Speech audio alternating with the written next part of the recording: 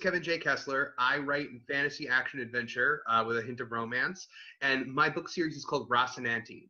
It's a dragon shifter series that takes place in a world of my own creation called Terra.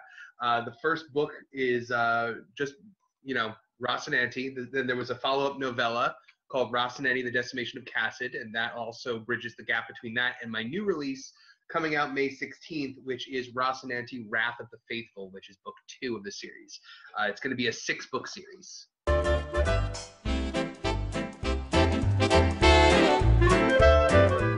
Nice. What's the difference between your writing of the second book and how you wrote the first book? I love that question. That's actually a really good one. So Rosinanti was started when I was 15 years old. I wrote it in a notebook, longhand, and over 16 years I was writing it and rewriting it, but it was all kind of based off of that original draft from when I was a teenager. So like it was just kind of like the same file that I just kept redoing and kind of bringing it up to like modern, 32-year-old Kev as opposed to 15-year-old Kev. Wrath of the Faithful is 100% me now, where I am in my life and what I've learned through this crazy journey.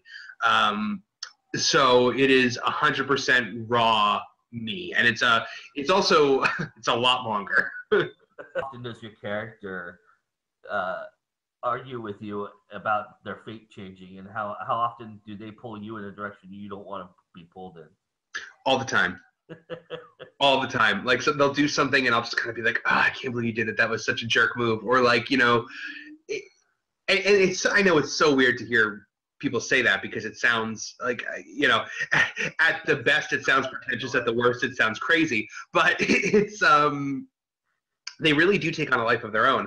And a lot of my characters, my central 3 actually, in particular, they are all bits of me.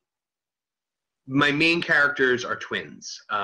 They are 2 of my main characters are twins. They're Valentine and Caden, and they kind of represent the yin and yang of my own psyche. They're the me that I've always wanted to be, that I aspire to be, and the me that I fear I could someday become. And so sometimes when they do things, I take it almost a little personally, because it's like my own reflection on myself. And like recently while writing the 3rd book, there was a scene I was writing with Caden, one of my characters, and essentially the experience that he recounts is something deep from my childhood. And that was an emotional moment for me. So yeah, sometimes things come out that are, like in your mind or in your heart. And yeah, that could be that, sometimes that does argue with you a little bit. So that being said, which character would you say is least like you, and how hard is that to write? The character that's least like me, I would say, is probably, there's 2 that are kind of, there's Alexandra, who is kind of like this very noble, very like, she is I have 2 princesses, and one of them is very like very down to earth, and the other one is very, very proud, very noble, very prim and proper at all times. And that's definitely a far cry from me. And I think because it is so far from myself, she's my favorite character to write. It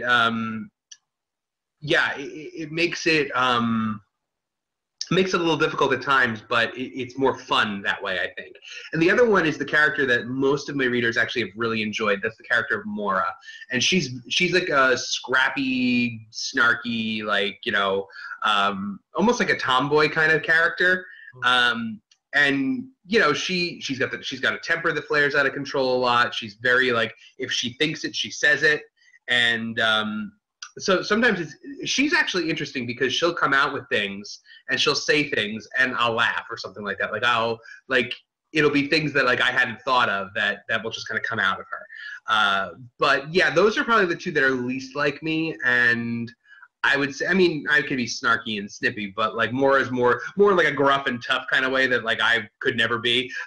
But yeah, that makes it a little challenging, but also more fun.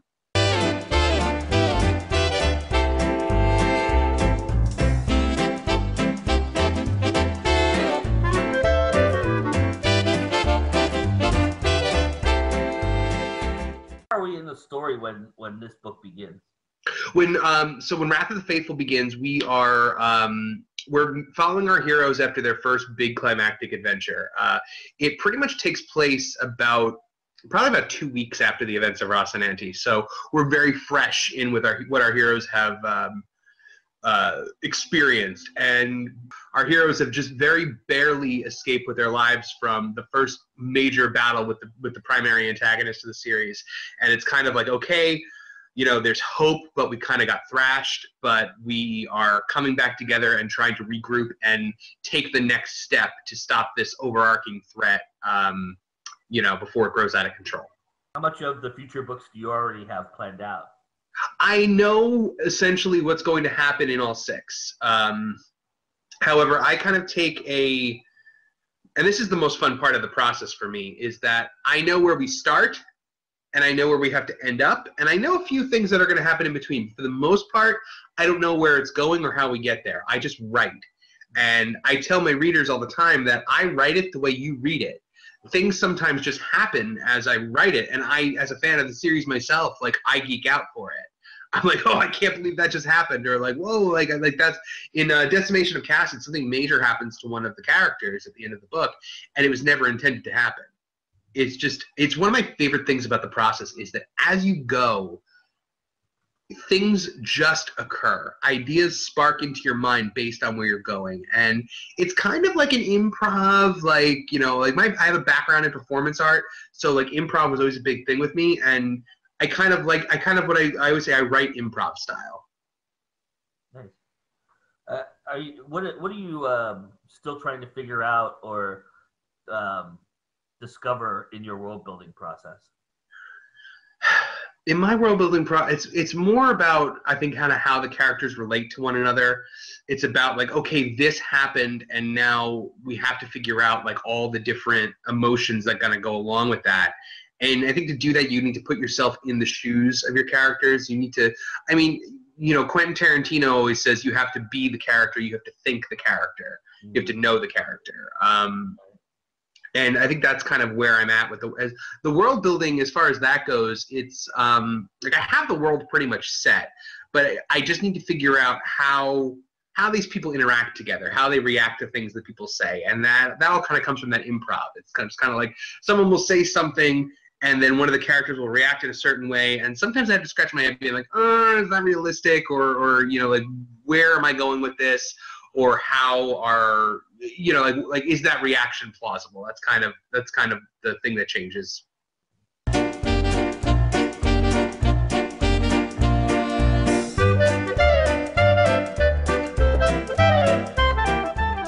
I mean, writing for a loyal fan base has its challenges, as much as trying to get that fan base had. Yes. Are you very conscious of or very aware before writing or during the writing process that you are appeasing a fan base, or that you're trying to appease a fan base, or is it something that you just ignore and hope that they like? It's funny because I'm just now, while I'm writing book 3, I'm starting to kind of encounter that, because it's taken, book 1 was out in December, so I wrote, but I had Wrath of the Faithful done before that was even done. So now, as I'm writing book 3, which, I haven't said publicly what the title of book 3 is. I'll say it right here, right now. It's called Rise of the Dragon Lord. And as I'm writing Rise of the Dragon Lord, I'm kind of thinking about things that readers have said to me, characters that they particularly enjoy, and they all kind of say a lot of the same things. So I kind of know where the general consensus of the fan base is, and I'm not going to say it sways what I do, but I will say that I will write it and I'll smile to myself, because I'll be like, they're going to like that, or this is going to really piss them off, or things like that. It makes the process cooler. I would say, I think at a certain point, and I make this argument with Star Wars all the time, that yes, George Lucas created Star Wars, but now once it's out there, it kind of belongs to the fans. Yeah. And to ignore what the fans want, to chase your own creative vision, or to chase your own your own wants, I feel like is kind of selfish at that point. Right. Because some of the fans will care about your characters more than you ever will. And so to an extent, I believe that Rosinanti belongs to the people that love it. And to that, so yeah, I would say that, like, okay, people like Mohr, so I'm going to give Mohr more to do. People don't love this one character, so maybe I'll scale back on that a little bit more because I want them to keep coming back. I want to repay them for their loyalty, and I want to repay them for helping make my dream come true. I mean, these characters have lived in my head for 16 years. So when I hear somebody else talk to me about Val or talk to me about Serafina or Alexandra or Caden or Mohr, it's still like insane to me because like they were only up here, like they only existed here, and now they're out there and other people enjoy them or hate them or love them, and so yeah, in a sense, I would think that their opinions and their theories kind of do sway me sometimes. Something that you haven't revealed that doesn't give any spoilers away about the world that this takes place in. There is no centralized religion. Ah. Essentially, Rosinanti is a book about, discovering who you are, discovering where you come from, discovering the power that lies within all of us and believing in yourself, but also about betrayal and overcoming insurmountable odds. So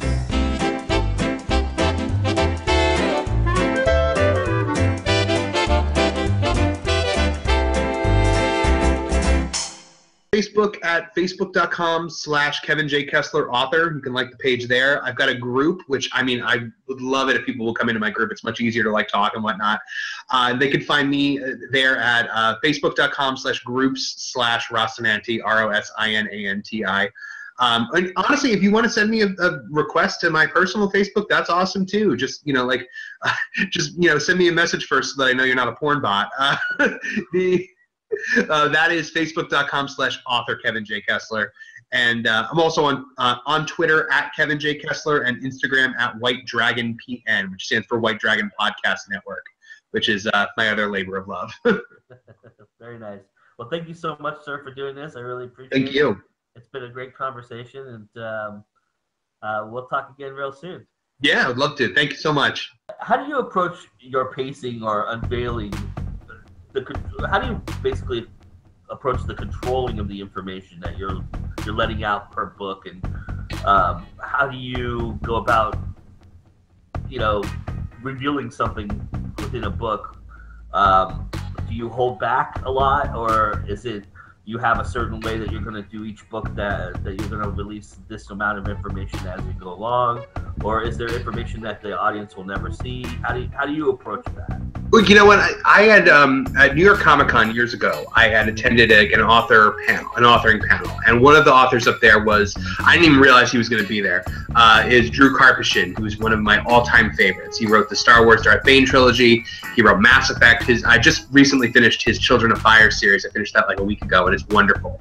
But so he walks in the room and they introduce him, and I turned to the person I was with, and I'm like, "That's Drew Karpyshyn," and they were like, "Well, who's that?" I'm like, "He wrote Mass Effect." I was hyperventilating. But I asked him, I said, when you're creating a world, because Rosinanti was still just kind of a twinkle in my eye at this point. I said, when you're creating a world, is it necessary to give everything to the reader? Like, do they need to know everything that happens in this world? And he said to me that you don't have to tell them everything, but you have to know everything. So that's I take kind of a minimalist approach with that kind of thing. I dole out information as it's needed. I don't feel like I need to smack you in the face with, and this is how trade works, or things like that. These are all things that I know, but they're things that I feel like I don't need to hit the reader with at that moment unless it's prudent. Each book in the series is a contained story. I never want any of them to feel like a setup for a spike, what I call the Iron Man 2 effect, where it was kind of like a setup for the Avengers. I want every book to be a self-contained story with a 3-act narrative, beginning, a middle, and end, a climax, and a theme. So that's kind of how I go about that. I look at each one as an individual and as part of the overarching whole, but I never want something to feel incomplete. Hey, thanks a lot for watching our latest episode of our show. I hope you're enjoying what you're watching. And if you are, it would be really great if you could please like the video, share it, comment. It really helps us out. It gets us seen. It gets all these indie artists seen. And it's really an important thing for the YouTube community. So please, definitely like, share, comment the video that you just watched and any video that we produce. We always welcome feedback, and we always welcome the community to share what we're doing. It's really awesome, you know, that you guys are a part of this and helping us out.